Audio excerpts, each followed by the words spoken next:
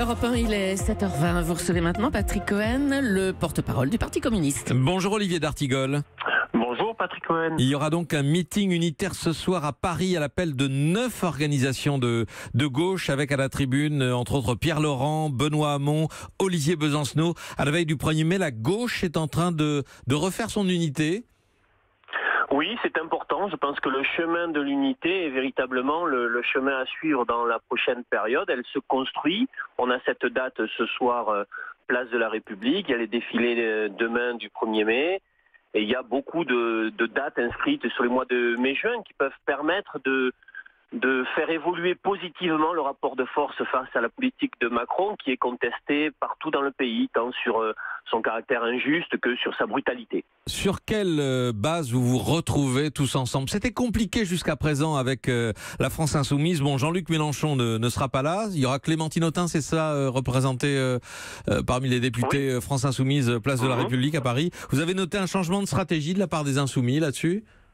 Mais encore une fois, nous appelons, Pierre Laurent et le Parti communiste appellent à l'unité la plus large. Vous savez, Patrick Cohen, il y a encore quelques mois, le gouvernement Emmanuel Macron pensait enquiller, j'ai envie de dire, la réforme ferroviaire tranquillement, dans l'indifférence générale, pariant sur l'isolement des cheminots, sur la division syndicale. Il voulait absolument pas le débat sur des questions importantes qui aujourd'hui sont débattues.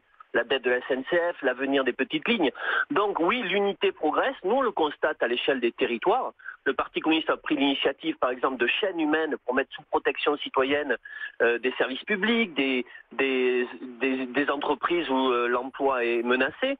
Et sur le terrain, on vient de le vivre en Haute-Pyrénées avec une chaîne humaine autour d'une usine hydroélectrique. L'ensemble des composantes de la gauche opposée à Emmanuel Macron se rassemblent, travaillent, convergent. Et donc c'est un climat positif et je pense vraiment que les mois de mai-juin peuvent être 2 mois pleins pour travailler à cela. Ouais. C'est important. Les réformes sont débattues, elles sont contestées, mais elles passent. Elles sont votées au Parlement, à l'Assemblée nationale. C'est le cas au moins de 2 réformes, la réforme ferroviaire et la réforme Parcoursup, la réforme des universités. Oui, mais enfin, dans un climat marqué du sceau d'un autoritarisme, d'une brutalité, parfois d'une arrogance, des contre-propositions, qu'elles viennent des forces syndicales, sur les plateformes travaillées par les syndicalistes ou par nos groupes parlementaires à l'Assemblée, rien n'est repris. C'est-à-dire, c'est véritablement... il n'y a pas de concertation véritable. C'est un passage en force, mais qui fait beaucoup de dégâts.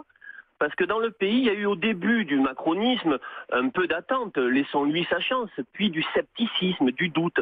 Et aujourd'hui, il y a de la colère à la fois sur la nature des politiques menées, qui sont profondément injustes, mais aussi sur la manière dont Emmanuel Macron s'y prend, c'est-à-dire parler toujours, mais nous, on avance. Alors, en effet, il y a l'idée d'un rouleau compresseur qui a pu créer de la sidération au début du quinquennat. Mais là, nous constatons que partout dans le pays, il y a beaucoup de mobilisation sociale. Cette politique est de plus en plus contestée. Et puis, on aura des dates. Il y a la journée unitaire des fonctionnaires. Le 5 mai, il y a une journée à l'initiative de François Ruffin. Le 9 juin, il y a les camarades des Hauts-de-France qui font une marche sur l'Élysée qui sera certainement forte des oubliés de la République. Le 14 juin, les retraités. Et puis le 22 juin, ça c'est important, l'agenda, c'est l'appel des convergences des services publics, puisque la question des services publics est une question qui va beaucoup faire parler dans la prochaine période, parce qu'il y a toujours une égalité française pour l'égalité. Une passion française, j'ai envie de dire, et ça va compter. Un mot encore, Olivier d'Artigol, du Parti Socialiste, il a été invité, il fait plus partie de la gauche? Écoutez, il faut attendre pour voir exactement. Bon, en tout cas, il ne sera pas là ce soir. Il faut voir les positionnements à l'Assemblée, les positionnements du nouveau secrétaire national qui, il y a peu de temps, disait que sur l'ouverture à la concurrence, c'était peut-être pas une mauvaise chose sur une matinale. Donc aujourd'hui, il faut attendre de voir comment le Parti socialiste évolue. Si certains d'entre eux sont... très clairement opposés à cette politique, ils sont bien évidemment les bienvenus. Je ne sais pas s'il évolue, en tout cas il déménage. Vous avez vu qu'il vient sur vos terres. Le Parti Socialiste va s'installer à Ivry-sur-Seine, ce qu'on appelait encore il n'y a pas longtemps la banlieue rouge, en tout cas qui est toujours une mairie communiste. C'est un bon signe. Il y a encore des mairies avec en effet des équipes progressistes animées par du camarade communiste. Non, mais je souhaite un bon déménagement. Nous verrons par la suite. Merci. Merci Olivier d'Artigol, porte-parole du Parti communiste. Merci d'avoir été en ligne avec nous. Europe 1.